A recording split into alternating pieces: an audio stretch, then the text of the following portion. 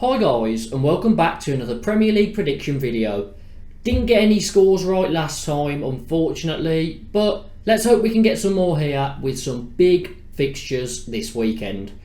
Make sure to like the video, subscribe if you're new, and hit the notification bell so you don't miss any more Premier League content. Let's get into my predictions. And we start off with Leeds against Bournemouth. And Leeds had lost 4 games in a row. So who do you need when you're on a losing streak? You need to play Liverpool. I am joking, but Leeds managed to get a 2-1 victory at Anfield. What a brilliant result. And it's the first time that Van Dijk has lost in the Premier League at Anfield in like 70 games. It's the first time ever, but it's like a 70 game run or something ridiculous. And who would have thought Leeds would end that? Definitely not me. But brilliant result from Leeds there. And they're playing a Bournemouth side that have lost 3 in a row, but were rather unlucky last weekend as they were 2-0 up against Spurs. And Spurs had unlikely scorers, managed to get all 3 points. And Bournemouth have started to lose quite a few games. I feel like this is the point where they start sliding down the table, and I don't think they're going to be helped out here. I'm going for Leeds to win 1-0. Man City take on Fulham next, and Fulham are in some pretty decent form. Unbeaten in 4, a couple of 3-2 victories in there. I'm not sure that any of it will matter as they are playing against Man City, but it's good to see a newly promoted side doing a good job. It's quite rare. Man City are unbeaten in 2, and they won their last game 3-1 against Brighton and then 1-0 against Leicester. That was their last 2 games.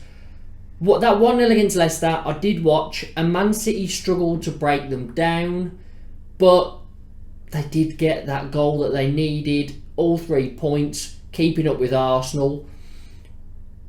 Man City are a brilliant side, but when Haaland isn't there, they do look a bit short of goals. It's a strange one, but I mean, Haaland is such a goal scorer, but they didn't have him last season and they didn't have those same issues. I know they had Jesus and Sterling, but I feel like there's a bit of a void when Haaland's not there.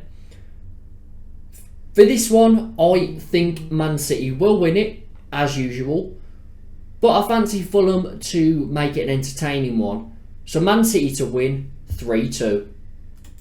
Next up, Forest take on Brentford. And these 2 sides are very, very poor away from home. Which doesn't matter for Forest, because they're at home. Now Forest, their last match at home was a 1-0 victory over Liverpool. So Forest, better at home, very poor away. They're bottom of the league on away form. They're also just bottom of the league in general, but they will pick up a few more points at home. Tends to be the way for most teams, but it favours them in this one because they're playing against a Brentford side that are so poor away as well.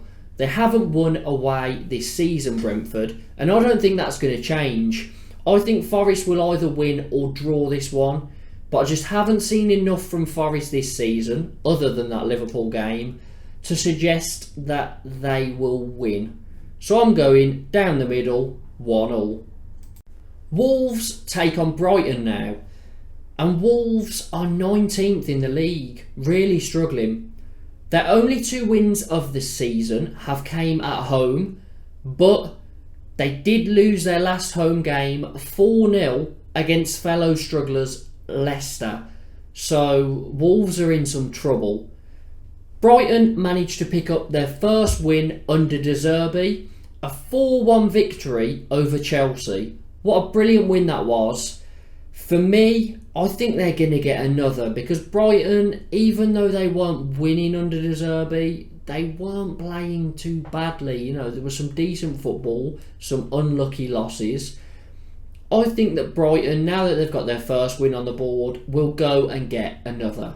So Brighton to win it 2-1. Everton take on Leicester next. And Everton are unbeaten in 2 and they won their last home game 3-0 against Palace. Leicester were unbeaten in 3, but they did lose to Man City with a narrow 1-0 scoreline. It was a tight game. City struggled to break Leicester down, and Leicester have been better defensively as of late. Before that, they beat Wolves 4-0, so Leicester can find the net and they've started to be able to defend. So I think it's only a matter of time before they start going back, maybe not to their usual position, but inside the top 10. For this one, I think Everton are a good side at home defensively, so I think Leicester will need a lot to break them down, and I fancy Everton to actually get something out of this. So I'm going to go 1-1. Big match now, Chelsea against Arsenal. And didn't it feel kind of poetic that Graham Potter's first loss as the Chelsea boss was against Brighton? But it wasn't just a loss, it was an absolute battering. Brighton won it 4-1, and it sort of showed you that you can get at this Chelsea side under Potter. They're not going to, blow teams away, and they are vulnerable. Chelsea, other than that, have been good. Just a bad weekend for them, and they'll be hoping that they can bounce straight back. But it's a tough fixture because Arsenal, still top of the league, still only lost 1 game this season, and they won their last game 5-0 against Nottingham Forest. You might think that's not big, but Forest had just beaten Liverpool, so they're probably at the highest they've been all season. But Arsenal are just proving time and time again that they will sweep past these sort of teams, and they can do it against the big teams as well. Now, I don't know if this is just what I want or what I think's going to happen, but I'm really enjoying this Arsenal side at the moment. Chelsea, nothing against you, but I have watched a few games under Potter. You haven't excited me too much. I think Arsenal are going to win this one. I know it's a big thing again because this is such a big rivalry, but I've got a feeling Arsenal are going to do it and stay top of the league. Arsenal to win 2-1. Villa take on Man United next, and I thought that Villa may have turned a corner after sacking Steven Gerrard with a 4-0 win against Brentford. However, fast forward a week and they lost 4-0 against Newcastle. So I guess they hadn't turned a corner, but now Unai Emery comes in to take charge of his first game. Villa were awful in that last game against Newcastle, and I'm pretty sure Emery would have been sitting there thinking, what on earth have I done? Is this even worth the money that I'm getting? But he's a very good manager. He knows how to make teams defensively strong, and I think that Villa will stop conceding a lot of goals. But not for now, because he hasn't been there very long. Man United, unbeaten in 5, won their last game 1-0 against West Ham, and are now knocking on the door of the top 4, only 1 point behind Newcastle. I fancy Man United to get all 3 points here, 2-1. Southampton take on Newcastle now. Southampton were unbeaten in 3, but they lost 1-0 last weekend against Crystal Palace. Newcastle are in brilliant form. They've only lost 1 game still this season. They're unbeaten in 8 and they've won 3 in a row, their last being a 4-0 victory over Aston Villa.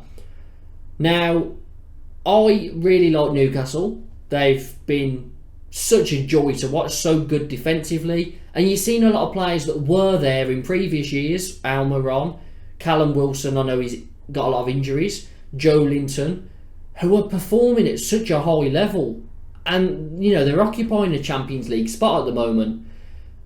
I'm really enjoying it. I know a lot of people will say, well, now they're an oil club, they've got all this money. They haven't spent much. They've upgraded their defence. Then they've bought Bruno Guimaraes, they've bought Chris Wood, who doesn't play, and they've bought Alexander Isak, who's injured. So there's a lot of players here that have been at Newcastle for a few years and are really now pushing on. And it's all credit to Eddie Howe. He's doing such a good job. And I think Newcastle are going to carry on winning here 2-0. West Ham up against Palace next. Now West Ham have won their last 3 home games in the league in a row. Last one was 2-0 against Bournemouth. Palace haven't won away this season.